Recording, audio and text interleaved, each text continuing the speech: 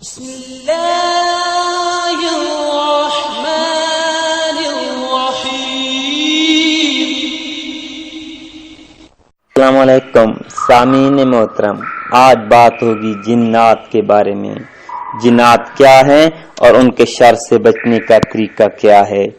تو اگر آپ نے میرا چینل ابھی تک سبسکرائب نہیں کیا تو برائے مہربانی ابھی سبسکرائب کر لیں تاکہ آپ کو میری ہر نئی آنے والی ویڈیو مل سکے۔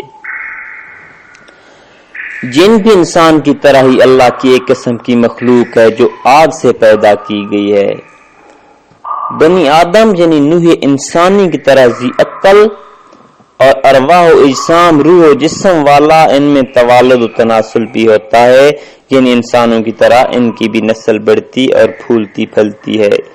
کھاتے پیتے جیتے مرتے ہیں مگر ان کی عمریں بہت طویل ہوتی ہیں، ان کی عمریں ہزاروں سال ہوتی ہیں۔ جنات میں مسلمان بھی ہیں، کافر بھی، مگر ان کے کفار انسانوں کی بھی نسبت بہت زیادہ ہیں۔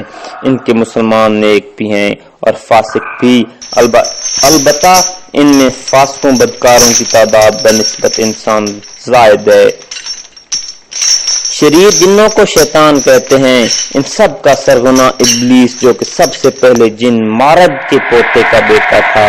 ابلیس نے حضرت آدم علیہ السلام کو غرور میں آ کر سجدہ کرنے سے انکار کر دیا تھا اور حکم خداوندی کی نافرمانی کی تھی، جس کی وجہ سے راندہ بارگاہ الہی ہوا اور ہمیشہ ہمیشہ کے لیے مردود کیا گیا۔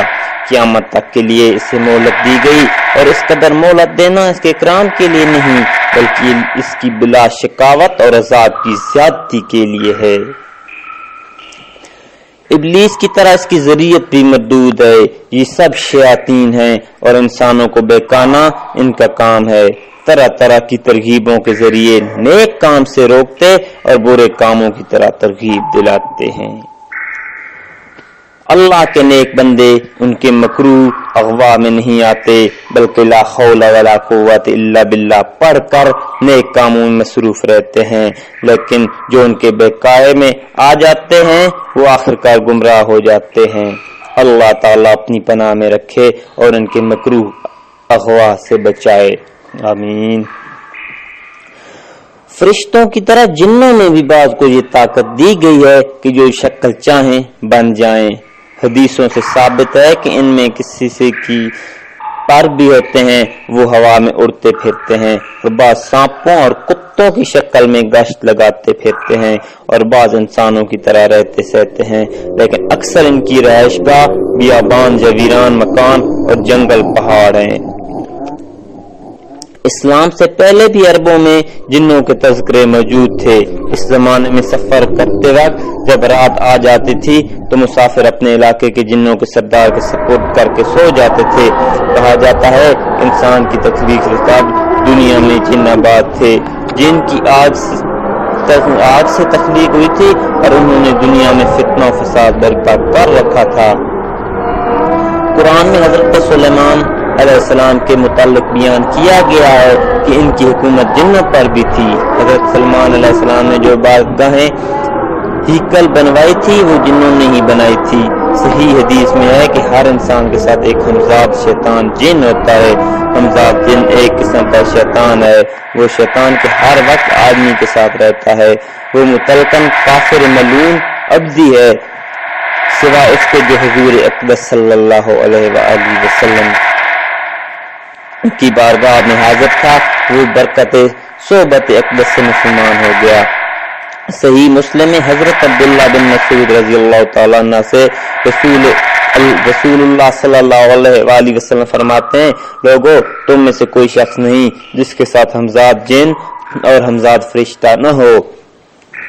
لوگوں نے عرض کیا اللہ تعالیٰ کے رسول صلی اللہ علیہ وآلہ وسلم کہ آپ کے ساتھ بھی ہے؟ ارشاد فرمایا کہ ہاں میرے ساتھ بھی ہے، لیکن اللہ تعالیٰ نے میری مدد فرمائی کہ وہ ہمزاد شیطان مسلمان ہو گیا، لہذا مجھے سوائے بھلائی کی کچھ نہیں کہتا۔ یہ حدیث صحیح مسلم صفحہ 1512 حدیث 2814 میں ہے۔ اس حدیث کے شرح میں مرکات اور اشاعت المعات میں ہے کہ جب کوئی انسان کا بچہ پیدا ہوتا ہے تو اس کے ساتھ ابلیس کے ایک شیطان پیدا ہوتا ہے۔ جسے فارسی میں حمزات، عربی میں وسواس کہتے ہیں۔ ظاہر یہ ہے کہ ابلیس کے ہر آن سینکڑوں بچے پیدا ہوتے رہتے ہیں۔ مطابق تعداد اولاد انسان جیسے مچھلی، ناگن، سانپ بیک وقت ہزارہ انڈے دیتی ہے، طاغوتی جراثیم ہر ان بچے دیتے رہتے ہیں۔ مسلم شریف میں ہے کہ عبداللہ بن مسعود رضی اللہ تعالی عنہ بیان فرماتے ہیں کہ نبی کریم صلی اللہ علیہ وسلم نے فرمایا، میرے پاس جنوں کا دائی آیا تو میں اس کے ساتھ گیا، ان پر قرآن پڑھا، فرمایا کہ وہ ہمیں لے کر گیا اور اپنے آثار اور اپنی آگ کے آثار دکھائے، اور نبی کریم صلی اللہ علیہ وسلم سے زادرہ کھانے کے متعلق پوچھا تو انہوں نے کہا کہ ہر وہ ہڈی جس پر اللہ کا نام نہ لیا گیا ہو وہ تمہارے ہاتھ آئے گی تو وہ گوشت ہوگی، اور ہر مینگنی تمہارے جانوروں کا چارہ ہے۔ تو نبی کریم صلی اللہ علیہ وسلم نے فرمایا، ان دونوں سے استنجا نہ کرو کیونکہ یہ تمہارے بھائیوں کا کھانا ہے۔ جس زمین پر ہم زندگی گزار رہے ہیں اس پر وہ بھی رہتے ہیں، اور ان کی رہائش کا اکثر خراب جگہوں اور گندگی والی جگہ ہوتی ہے، مثلا بیت الخلاء گندگی پھینکنے اور پاخانہ کرنے کی جگہ وغیرہ۔ تو اس لیے نبی کریم صلی اللہ علیہ وسلم نے ان جگہوں میں داخل ہوتے وقت اسباب اپنانے کا کہا ہے، یعنی دعائیں اور اذکار۔ قبرستانوں اور ویران جگہوں پر بھی ان کا ڈیرا ہوتا ہے۔ اسی طرح گھروں کی چھتوں پر بھی یہ مخلوق رہتی ہے، اس لیے شام کے وقت سورج غروب ہوتے وقت نبی کریم صلی اللہ علیہ وآلہ وسلم نے چھوٹے بچوں کو چھتوں پر چھوڑنے سے منع فرمایا ہے۔ اللہ تعالی ہمیں تمام شیاطین سے اپنی پناہ میں رکھے، آمین۔ اگر میری یہ ویڈیو پسند آئے تو برائے مہربانی میرا چینل سبسکرائب کریں، لائک کریں، اور ساتھ جو گھنٹی بنی ہوئی ہے چھوٹی سی اس کو لازماً کلک کریں تاکہ میری ہر نئی آنے والی ویڈیو آپ کو بروقت مل سکے۔ شکریہ۔